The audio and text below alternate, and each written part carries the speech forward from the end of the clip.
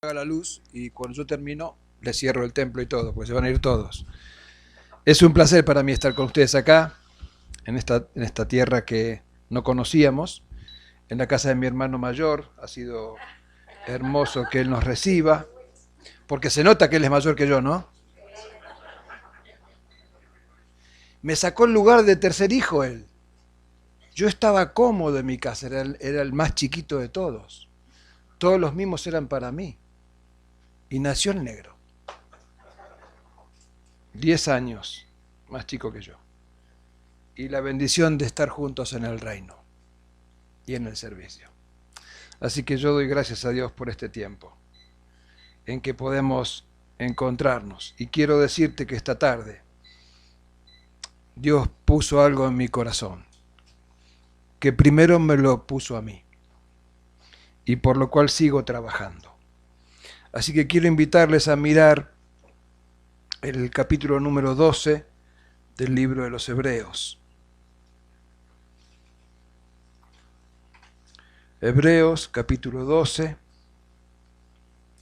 pero empezamos leyendo desde los últimos versículos del capítulo 11. Hebreos 11:37 entonces. Allí comenzamos la lectura.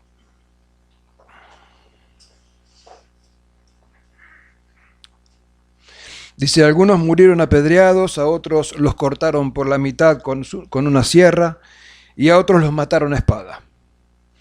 Algunos anduvieron vestidos con pieles de ovejas y cabras, desposeídos y oprimidos y maltratados. Este mundo no era digno de ellos. Vagaron por desiertos y montañas, se escondieron en cuevas y hoyos de la tierra. Debido a su fe, todas esas personas gozaron de una buena reputación, aunque ninguno recibió todo lo que Dios le había prometido. Pues Dios tenía preparado algo mejor para nosotros, de modo que ellos no llegaron a la perfección sin nosotros. El escritor de los Hebreos cerrando esta porción hablando de todos los héroes de la fe, y empieza a nombrarlos uno por uno. Y la lista que ustedes tienen allí en el capítulo 11 es maravillosa.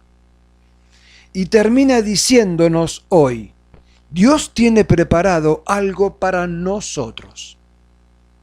Ya no está hablando de aquellos que se adelantaron.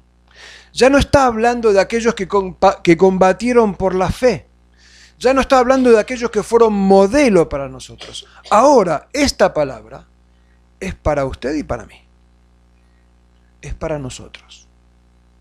Vamos al capítulo 12 entonces. Por lo tanto, por eso el autor sigue enganchando, sigue conectando este pasaje con el anterior. No hay una división. Dice, entonces, si Dios tiene algo mejor para nosotros. Dice, por lo tanto, ya que estamos rodeados por una enorme multitud de testigos de la vida de fe, quitémonos todo peso que nos impida correr, especialmente el pecado, que tan fácilmente nos hace tropezar. Y corramos con perseverancia la carrera que Dios nos ha puesto por delante. Esto lo hacemos al fijar la mirada en Jesús, el campeón que inicia y perfecciona nuestra fe. Debido al gozo que le esperaba, Jesús soportó la cruz, sin importarle la vergüenza que ésta representaba. Ahora está sentado en el lugar de honor, junto al trono de Dios. Piensen en toda la hostilidad que soportó por parte de pecadores. Así no se cansarán ni se darán por vencidos. Después de todo, ustedes aún no han dado su vida en la lucha contra el pecado. Hasta aquí nomás por ahora con la palabra de Dios. Fíjense, Dios tiene preparado algo para nosotros. Y dice el escritor que es algo mejor. Dios tiene preparado algo para nosotros y es una carrera. Y está diciendo que esta carrera se corre para adelante. Obviamente, intenten ustedes correr mirando para atrás. No se puede. Y hay dos cosas con las que Dios quiere trabajar en tu vida y en la mía. Y estas dos cosas que están puestas en nosotros, sin excepción. Nadie zafa, nadie se escapa. Corregime, Esteban, si digo alguna palabra que no se debe decir. ¿Me traducís entonces? Nadie está exento de estas dos situaciones que a todos los humanos nos competen. Y la propuesta de Dios no es la carrera. La propuesta de Dios es que tu mochila y la mía, que está en nuestras espaldas, esté hoy más vacía, que pese menos. Porque hay cosas que pesan. Imagínense un atleta de los últimos Olimpiadas que hemos visto por televisión. Cada vez tienen menos ropa. Cada vez cubren menos su cuerpo, y si lo hacen es con telas especiales que no ofrecen tanta... Porque necesitan estar livianos, sin peso. Cuanto menos peso, mejor. Mayor velocidad, mayor éxito. Bueno, es un poco lo que está viendo el escritor. Quizás está mirando las Olimpiadas y ve como ellos están corriendo prácticamente desnudos. Es que no podemos vivir una vida de fe con peso. No podemos vivir una vida victoriosa, abundante, con pecado. Y son las dos cosas que Dios quiere tratar con nosotros hoy. No todo lo que es peso es pecado. Y lo que es pecado es pecado. Pero Dios hoy propone para nosotros solucionar estas dos cosas. En primer lugar, Él piensa el peso. En el peso que tenemos es todo lo que nos cargamos como historia, nuestra historia personal. Por eso no podemos correr mirando para atrás. Por eso nuestra carrera está puesta, el límite, la terminación está puesta hacia adelante. Porque cuando uno empieza a mirar el pasado, está cumpliendo lo que el enemigo quiere que hagamos. Él quiere que nos detengamos a mirar el pasado. Que nos detengamos a mirar en las heridas que tenemos, en las malas relaciones que hemos tenido, en los abandonos y en los abusos que a lo mejor hemos tenido. Cuando nos detenemos a mirar en el pasado, no miramos lo que viene de Dios. Y eso es lo que el enemigo se entretiene esta tarde en decirte hoy. No te preocupes, seguí adelante, sigue todo igual. No sigue todo igual. Porque hay peso de heridas emocionales. Hay peso de heridas que nos han hecho en la niñez, en la adolescencia, en la juventud. En el matrimonio hay decepción, hay frustración que arrastramos.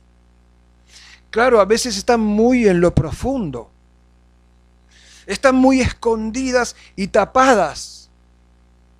Pero hoy Dios propone poner arriba de la mesa esto y decirte: yo me hago cargo de tu pasado.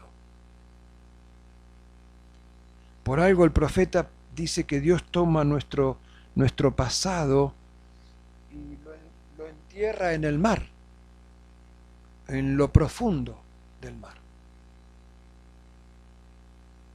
Necesitamos darnos cuenta que tenemos que ser sanos en nuestra vida interior. ¿Usted me está diciendo que estoy enfermo? No. Estoy diciendo que hay peso que nos tira para abajo y no nos deja correr. Estoy diciendo que hay situaciones que nos inmovilizan y no nos dejan caminar. Déjenme contarles de un hombre. ¿Cómo se llama esta carta que estamos leyendo hoy? ¿Cómo es el tema, el título? ¿Y cómo se llama la carta? ¿A quién está destinada? A los hebreos. ¿Y qué significa los hebreos? ¿Quiénes son los hebreos? pueblo de Dios. ¿Sí? Miren, cuando uno quiere conocer una palabra de la Biblia, mejor vaya donde aparece por primera vez. Así que acompáñenme a Génesis capítulo 14. Quiero mostrarles cómo Dios trabaja en la vida de una persona. Génesis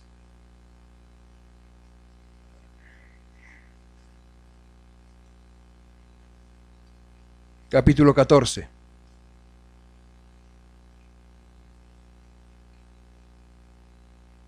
Versículo 13.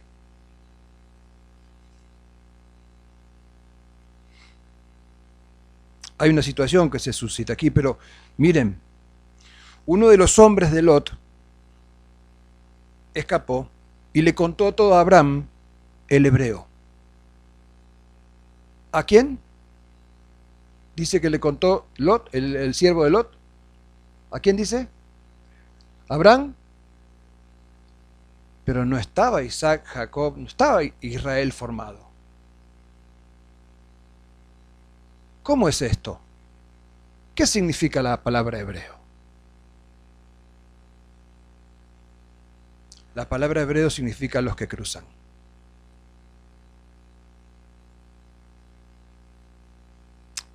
Y Dios mira hoy a Abraham y nos mira a nosotros y establece un paralelo. Los que cruzan. ¿Qué cruzó Abraham? ¿Qué peso dejó Abraham? ¿Qué vida dejó Abraham? Dios hace lo que quiere. Él es Dios.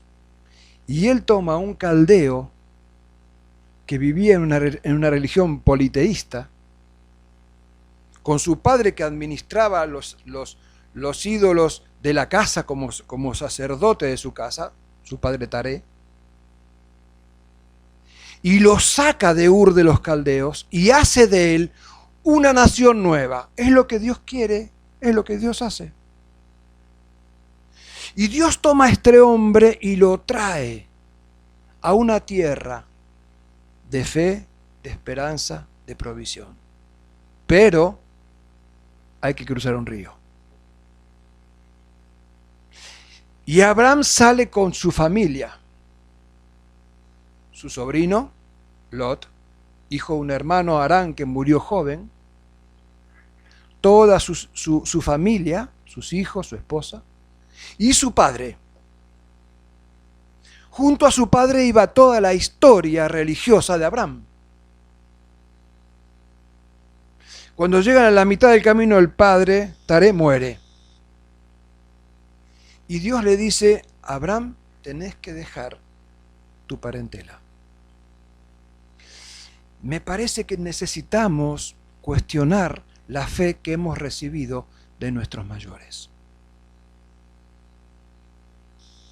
Y desde un lugar de respeto, pero de consideración, necesitamos volver a mirar nuestra historia. Porque a veces el peso es nuestra historia. Y Dios resuelve en la vida de Abraham esto, y Abraham en un momento tiene que dejar a su padre, a sus ídolos y a su fe. Y comenzar a caminar en una dimensión distinta. Una dimensión de fe que lo llevará a la tierra prometida, pero tiene que cruzar varios ríos. Y Abraham es llamado y obedece. Pero aquí es reconocido como alguien que ha cruzado límites y lugares, obedeciendo a Dios. Por eso es el hebreo. Por eso Dios te mira y me mira como hebreos. Como los que cruzamos. ¿Sabes? Cuando Dios quiere tratar con tu vida, te pone un río adelante. Un río que puede ser una enfermedad o una situación especial, una crisis de pareja, comercial, no lo sé. Yo tengo frente a mí un río de enfermedad. Tengo mis huesos que me están doliendo, que me están limitando en mi espacio, en mi movilidad, y tengo que cruzar este río. Y yo sé que del otro lado del río está la bendición y la sanidad, pero no puedo ver el límite del otro lado del río. Porque si yo lo veo, no cruzo.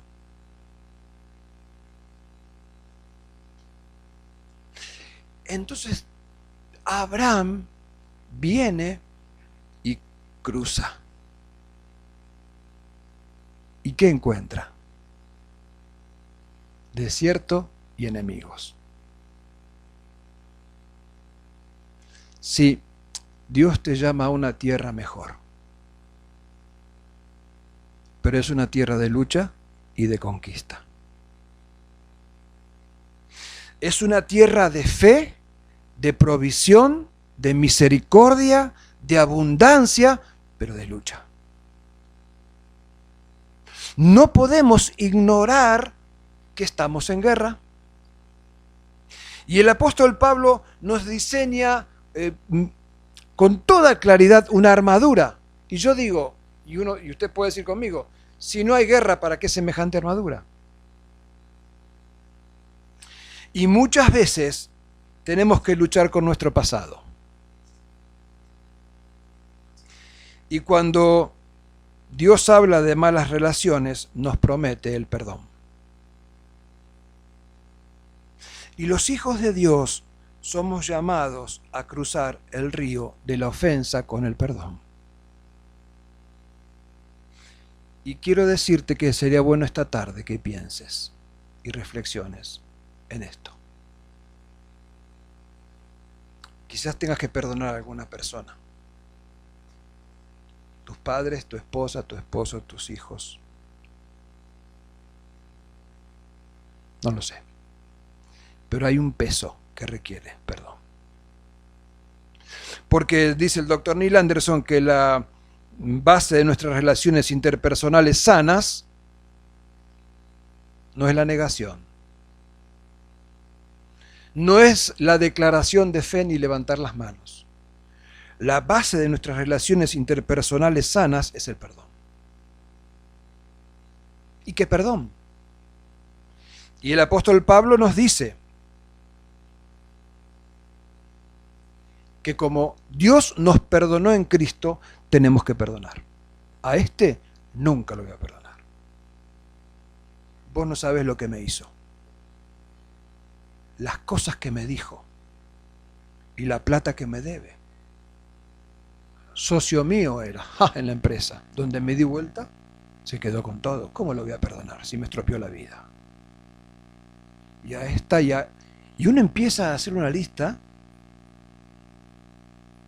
Y yo tengo aquí en mi agenda anotado, hace poco empecé una lista nueva de personas a quienes tengo que perdonar. Ya voy por el número 17. Y doy gracias a Dios que cuando uno perdona, uno puede decir, fulano, fulana, están perdonados, sus cuentas están todas saldadas para mí. No me debe nada. ¿Quién te debe algo?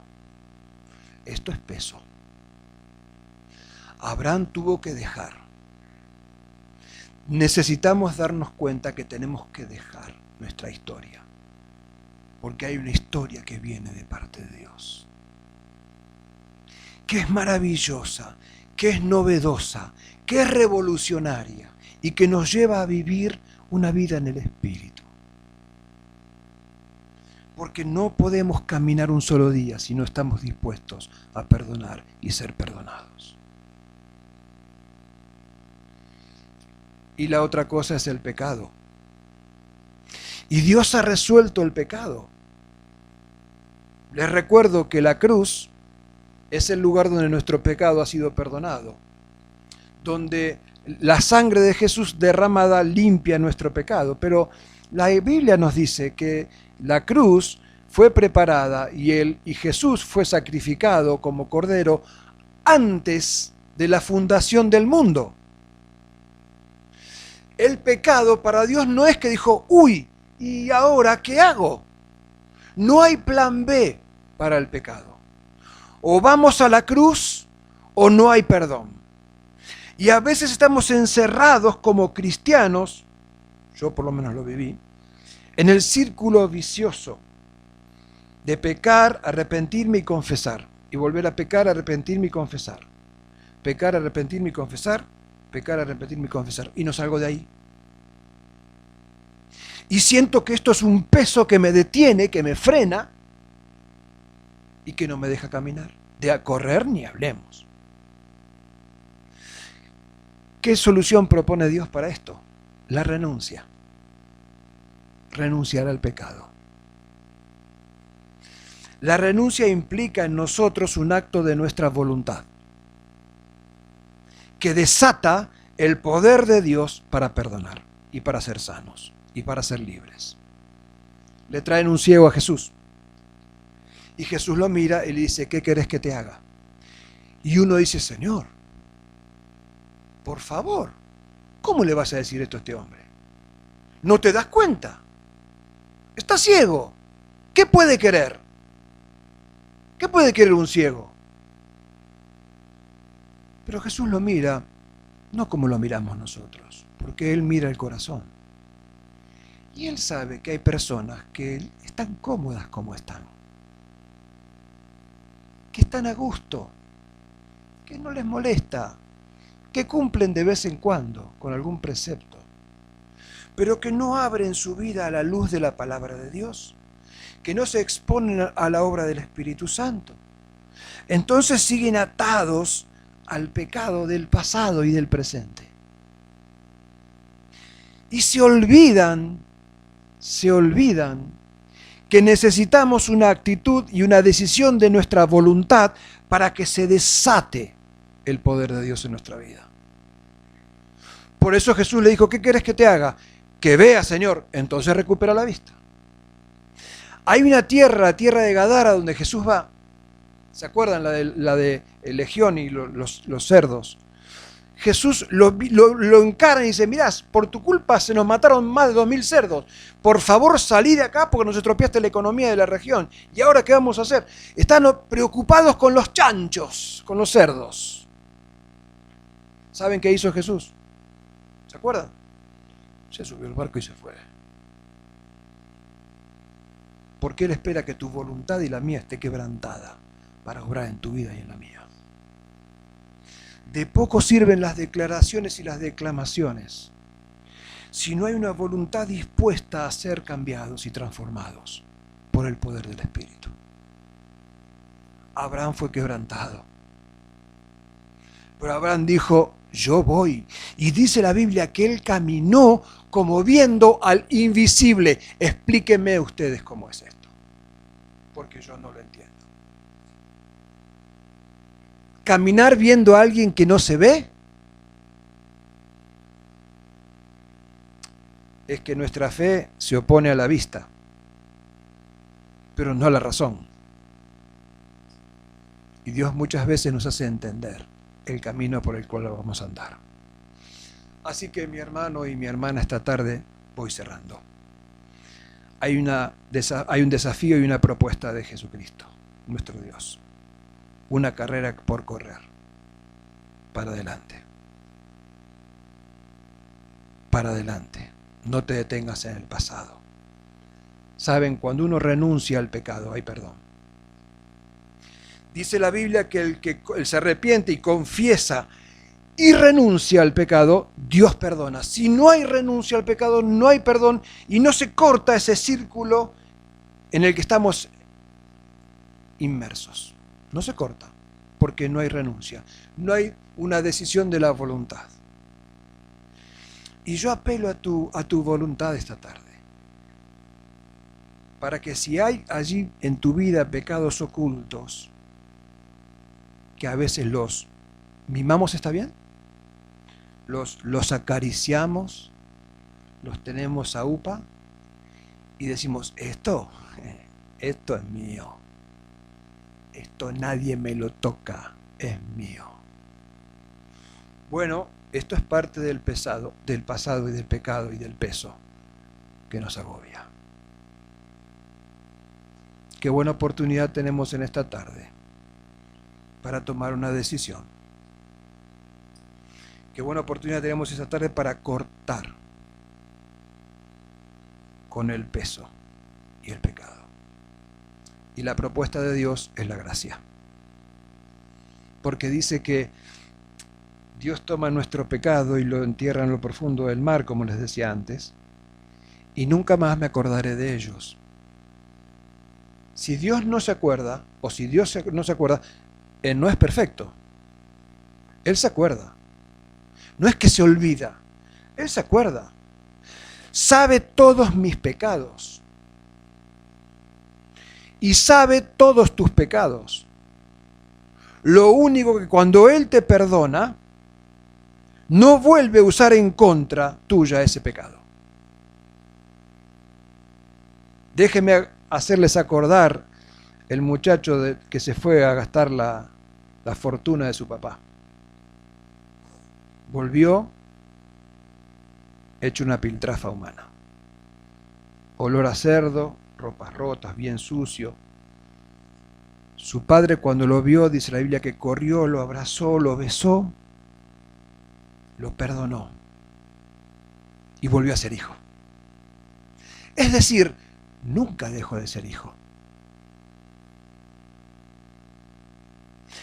La gracia de Dios hace que cuando confesamos, nos arrepentimos, cuando confesamos y renunciamos al pecado, Dios nos quita el pecado y nos vuelve a la relación de hijos.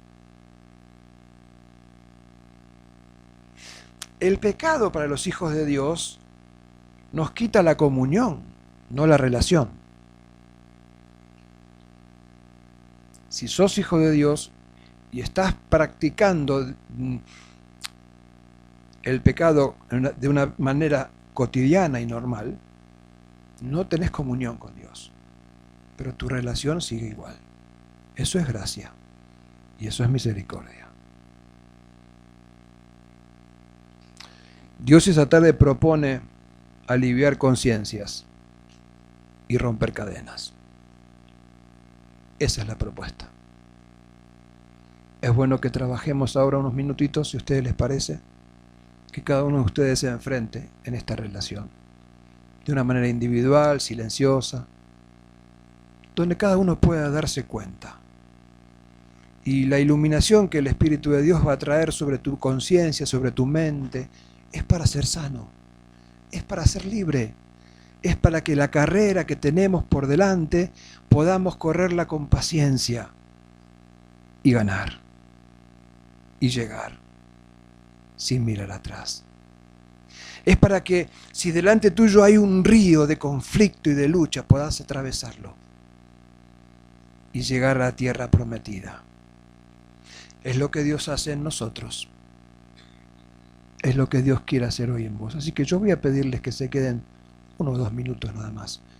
Yo termino aquí mi tiempo. No voy a hablar más. Solamente voy a orar por ustedes. Y voy a pedirte que te quedes reflexionando en esto. Y si te das cuenta que hay algo que perdonar, pues perdona. Yo me di cuenta trabajando en mi vida sobre el perdón que a quien más me costaba perdonar